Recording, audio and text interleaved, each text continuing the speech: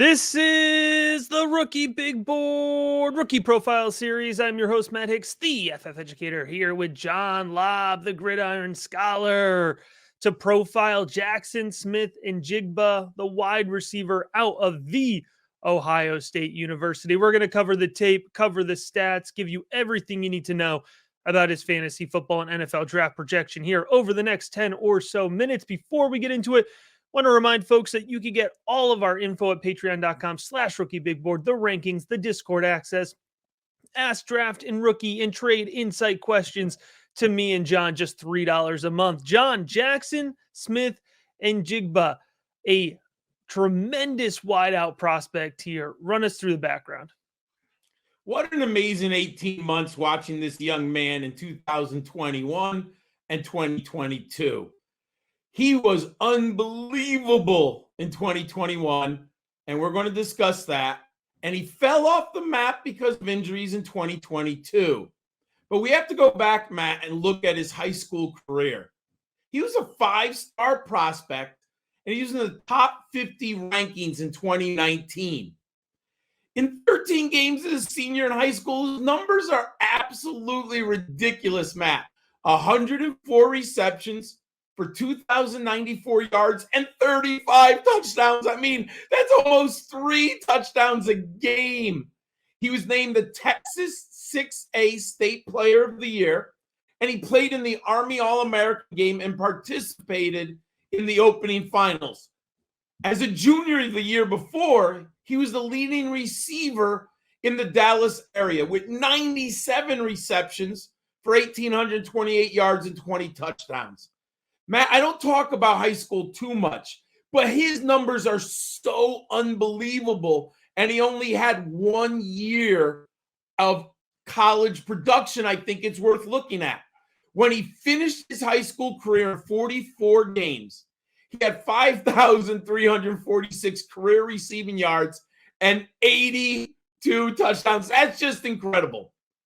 So we look back to Ohio State. As a true freshman in 2020, he played in 7 games and was tops among freshmen with 10 catches for 49 yards and 1 touchdown.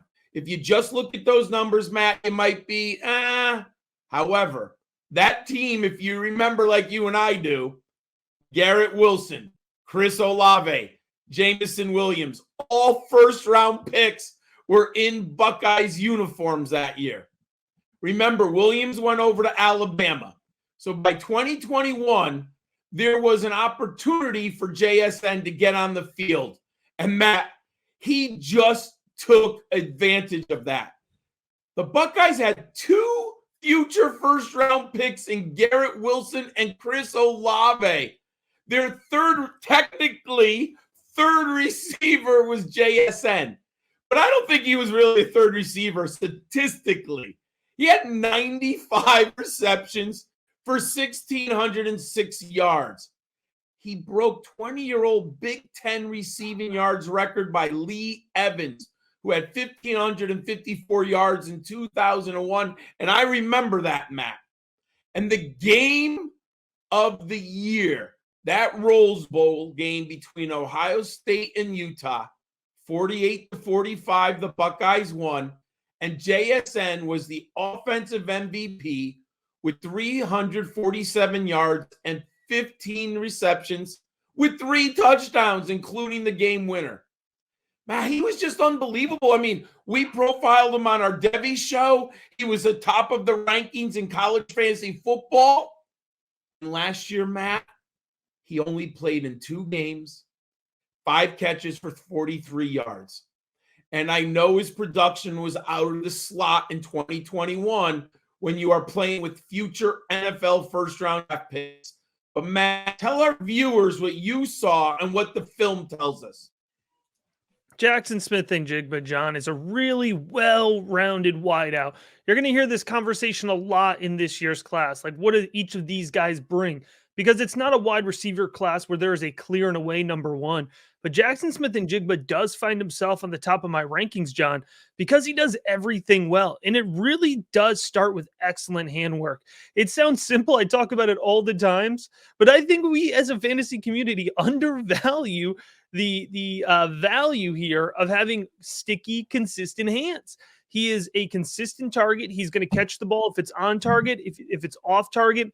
And John, he has a great catch radius. So he's coming in here. He's listed by Ohio State around 6'0", 197. So we'll see how that translates, to his actual size. But regardless, he adds 2 or 3 inches in his catch radius, his athleticism. He's a smooth athlete, John. He moves around the field in a very fluid way. And I think he's a pretty crisp route runner. Now, Ohio State wideouts are always going to get knocked for not having a diverse route tree, right? And he's certainly not as technically refined as Chris Olave. But, John, he creates space at all 3 levels of the field. And if you can be a smooth, fluid athlete and create space into the deep third of the field, you got me sold, all right? You don't need to be a route running technician. It can help you. Nothing wrong with that. But I think that JSN does just enough as it is now. He probably will play primarily in the slot at the next level, but I do think he could go outside. He could be a flanker here for an NFL offense if they needed him to. He's not a pure burner, John. That's going to be his knock throughout the evaluation. You're going to see his 40 time. You're going to compare it to a guy like Jalen Hyatt, right? And you're not going to be as excited, but his long speed is absolutely there. He doesn't play slow. He has quickness and he has downfield acceleration. So although the one weakness you're going to consistently hear for JSN is that he doesn't have a quick 40 time, he's not a slow wideout. And John, I think the stats would certainly back that notion up. Absolutely. And I want to address what allegedly the 40 time might be. I'll say this, Matt. He has football speed. And sometimes we underestimate that actual skill. And what I mean by that is mental processing and the ability to gain separation with movement on the field. He's extraordinarily good at that. Second thing you mentioned, slot receiver. My friends, he's a very interesting player, but do not be bamboozled by him playing predominantly in the slot. When you have 2 first-round draft picks on the outside, Matt, you put your 6'1", 200-pound physical receiver in the slot. And here's where context matters and watching film matters. Look at his yards per reception, 15.4. Matt, you don't get 15.4 out of the slot unless you are doing something extraordinarily well on tape. And there's 2 things that I noticed breaking down his patterns. 1, he runs great vertical routes and gets on top of the safeties. Obviously, there is some scheme there, but he does it exceptionally well. And Ryan Day and the quarterback, C.J. Stroud, trusted him to beat those safeties. He's getting deep targets. 2, watch his crossing patterns, Matt. He's not running little 7-yard turnaround dig routes. He's running like 12, 15 yards down the field on a deep crosser and getting to the outside hash mark. So be careful. He runs a better route tree than you believe, and he's more explosive. He is more to Golden Tate than he is to Julian Edelman, and he's got the size and physicality. I think he's a combination of Tyler Boyd and Golden Tate, and he could be a 1,100-yard receiver in the right team in the NFL. Look at that receiving yards per team pass attempt, Matt. 3.25. That is off the charts. My baseline is 2.5. Again, he is running long patterns and he gains yak yardage. He is phenomenal at that. I was blown away at the catch percentage, Matt. 85%. You mentioned it. The statistics back up his handwork. And 32% aerial dominator. I'm all in The only concern is 1 year on film, and that's why he's got 110 receptions. I still think he doesn't make it out of the top 15 in the draft. What should fantasy footballers know about JSN?